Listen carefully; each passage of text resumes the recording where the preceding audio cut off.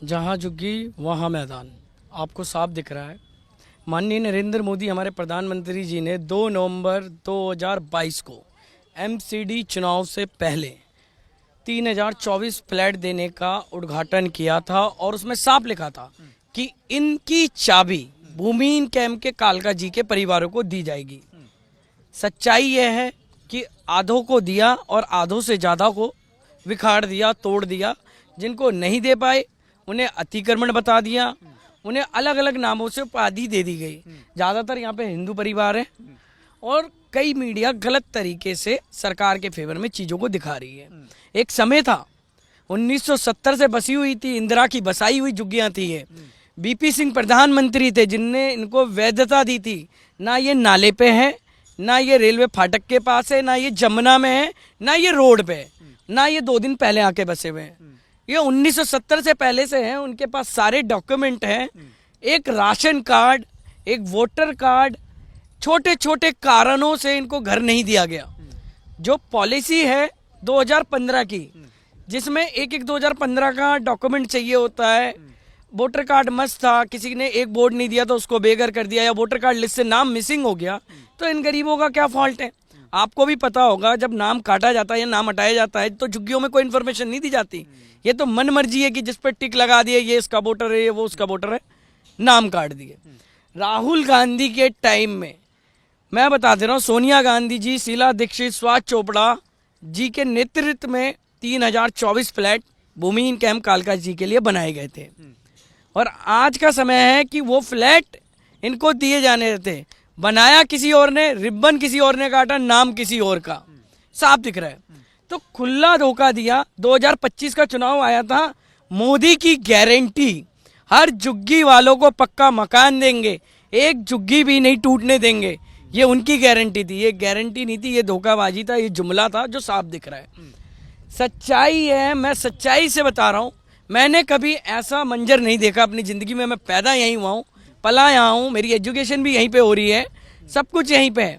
ऐसे बर्बाद करा चोरों के जैसे। रात के 3 बजे डेमोलेशन करा, सुबह कोर्ट में सुनवाई थी। मैं शौक रह गया कि सरकार को इतनी जल्दी क्या थी कि 2000 से ज़्यादा फोर्स लगाकर इतनी जल्दी में डेमोलेशन कर दिया गया। लोगों को सामान नहीं निकालने दिया, लोग यहाँ से भागे। जबकि सुप्रीम कोर्ट का रूल है और अजय माखन जजमेंट ये कहती है कि कम से कम 15 दिन का समय दिया जाना चाहिए नोटिस में।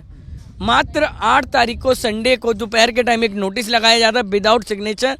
उसमें लिख दिया जाता है, अनाउंसमेंट कर दिया जाता है कि 10 तारीख तक खाली कर दो। आप दिल्ली जैसे शहर में कहीं मकान कमरा किराए पे मिलना भी बड़ी मुश्किल है।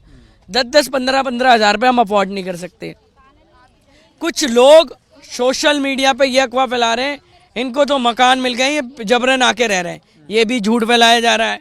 कुछ नेशनल मीडिया ये कह रही है कि फर्जी वोटर कार्ड दिखाए, हकीकत उनको कुछ नहीं पता। एक वोटर कार्ड से नाम मिसिंग हो गया 2019 में या 2015 में, तो फर्जी तरीके से प्रस्तुत करा जा रहा है सरकार के फेवर में। प्रधानमंत्री पे बहुत भरोसा था, अपने ही देश के लोगों के साथ इस तरीके की कार्रवाई बेहद ही दुर्भाग्यपूर्ण है। और जिस तरीके से झूठ फैलाया जा रहा है कि सबको मकान दे दिए गए, 1862 को मकान देकर 1029 को बेघर करके उसका आंकड़ा तो छुपाया जा रहा है। 1862 के लिए पीठ थपथपा रही है सरकार, मगर जो 1029 से ज़्यादा यहाँ पे जो कहा जा रहा है कि हमने दे दिए सबको, 3024 फ्लैट दे दिए, 3025। अभी रिसेंटली मनोज तिवारी जी का स्टेटमेंट आया है, उन्होंने कहा है कि 3025 फ्लैट दे दिए। भाई साहब पहले ढंग से पढ़ लो, अपने डीडीए का ट्वीट देख लो।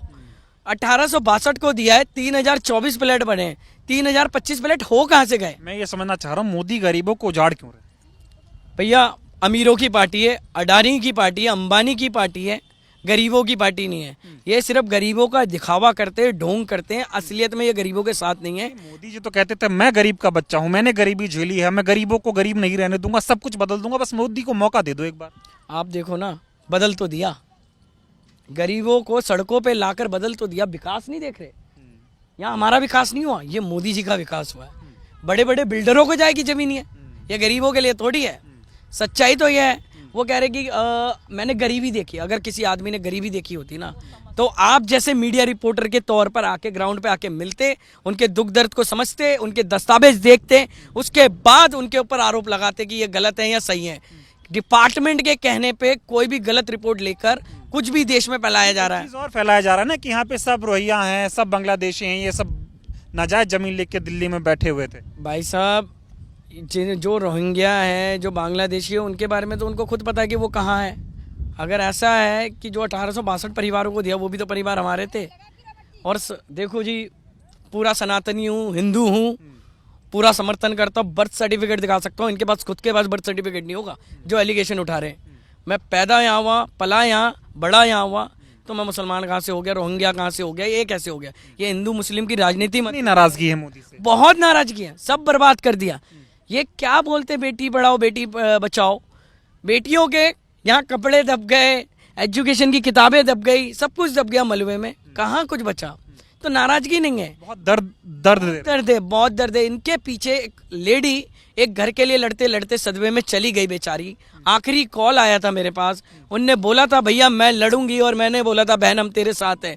2 दिन बाद खबर मिलती है कि वो बेचारी चल बसी, उसके बच्चे अनाथ हो गए, उसके ऊपर किसी और का छाया भी नहीं है, उसके पिता पहले ही ध्यान। तो आप देंगे लोग बीजेपी को वोट इस तरह की कार्रवाई के बाद? भाई साहब जिंदगी में नहीं दूंगा।